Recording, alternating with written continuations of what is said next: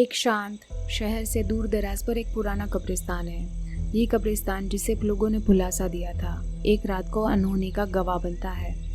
रात के अंधेरे में जब सारा शहर नींद की आगोश में होता है, कब्रिस्तान की सुनसान शांति में हलचल सी होती है।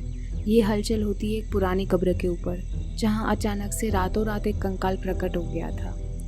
सुबह होते ही जब कब्रिस्तान का माली, जिसका जीवन इन्हीं कब्रों के बीच गुजरा था, वो अपना रोज का काम करने आता है तो वो कंकाल देखकर स्तंभ रह जाता है। ये नज़ारा सुबह का पहला मंजर बन जाता है।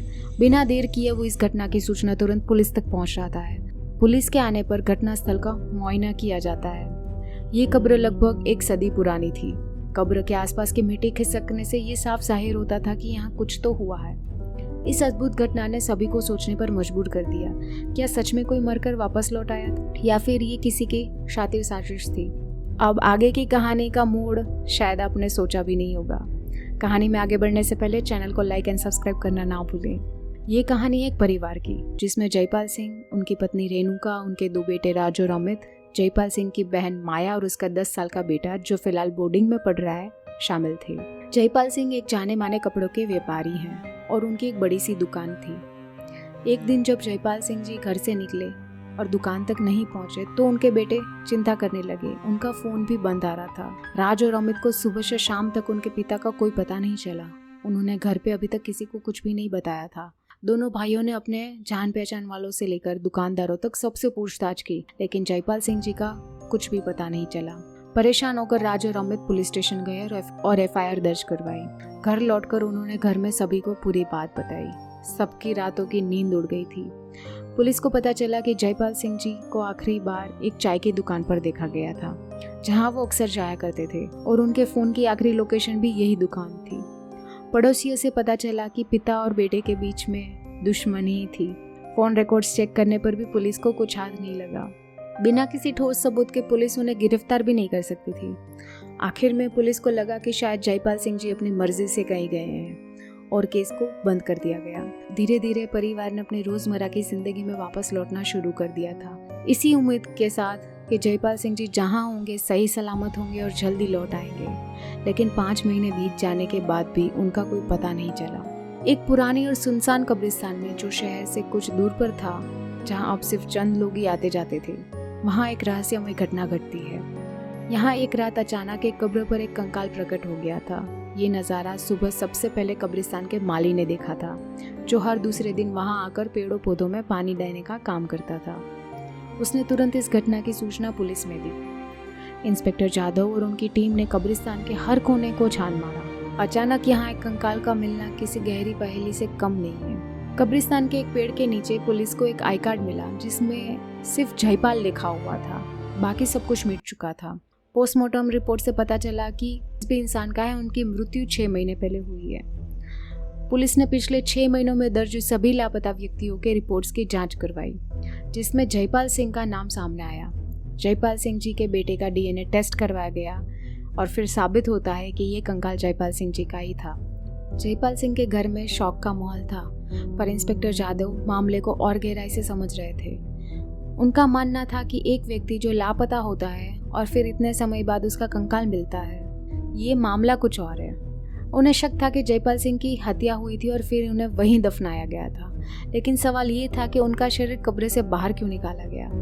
खून किया था, दफना दिया, तो अब 6 महीने के बाद बाहर क्यों निकाला गया? उनको दाल में कुछ काला नहीं लग रहा था, पूरी की पूरी दाल काली लग रही थी। इंस्पेक्टर जाधव को जयपाल सिंह के दोनों बेटों पर शक था, क्योंकि उनके अपने पिता से कभी बनी नहीं थी।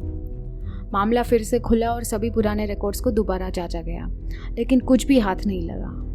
पर अंत में एक ऐसा सबूत का पता चलता है जाधव को, जिसने पूरी की पूरी कहानी पलट दी। इंस्पेक्टर जाधव ने जयपाल सिंह के घर की तरफ अपने कदम बढ़ा दिए। पर क्यों? किस लिए?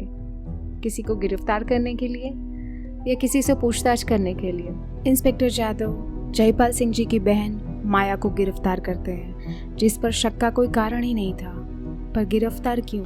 क्या उन्होंने खून किया था? इंस्पेक्टर जाधव माया को पुलिस स्टेशन लेकर आते हैं और उनसे सवाल करना शुरू करते हैं। पहला सवाल था क्यों? माया समझ चुकी थी कि सच सामने आ चुका है। इंस्पेक्टर जाधव कहते हैं, आप अपने भाई को मार चुकी थी, फिर उनका कंकाल बाहर निकालकर अपने पैर पर कुल्हाड़ी क्यों मारी? पर सवाल ये था कि इंस्पेक्टर जादव को कैसे पता कि माया ने खून किया था। माया का जवाब सुन के इंस्पेक्टर जादव भी शॉक में पड़ गए थे। माया ने कहा, हाँ, मैंने अपने भाई का कत्ल करवाया, क्योंकि उनकी वजह से मेरे पति आज इस दुनिया में नहीं है। उस दिन अगर उन्होंने गाड़ी चलाते समय लापरवाही ना दिखाई होती तो शायद आज वो जिंदा होते। उनके गिल्ट में उन्होंने मुझे और मेरे बेटे को अपने साथ रखा और हमारी जिम्मेदारी ली। जयपाल को मारने के लिए मैंने सुपारी दी थी। जब वो दुकान के लिए निकले तो मैंने पहले से ही प्लान कर रखा था, जहाँ वो चाय पीने जाएंगे वहाँ उनको बेहोशी की दवाई मिलाई जाएगी। मैंने वहाँ के वेटर को पैसे देकर बेहोशी की दवाई मिलवाई थी। जयपाल को मारकर मैंने अपना बदला पूरा कर लिया। फिर एक दिन मुझे अलमारी से उनके इंश्योरेंस डॉक्यूमेंट्स मिले, जिसमें 4 करोड़ का इंश्योरेंस था और घर के हर सदस्य को 25% का नॉमिनी बनाया गया था। जब मुझे ये पता चला तब मैं जयपाल को मार चुकी थी, तो मैंने सोचा क्यों ना इस इंश्योरेंस को क्लेम करके इस घर से हमेशा हमेशा के लिए दूर चली जाऊँ। इंश्योरेंस ऑफिस जाकर मैंने सारी बात बता दी, पर उन्होंने कहा मिसिंग पर्सन के आधार पर इंश्योरेंस क्लेम नहीं किया जा सकता।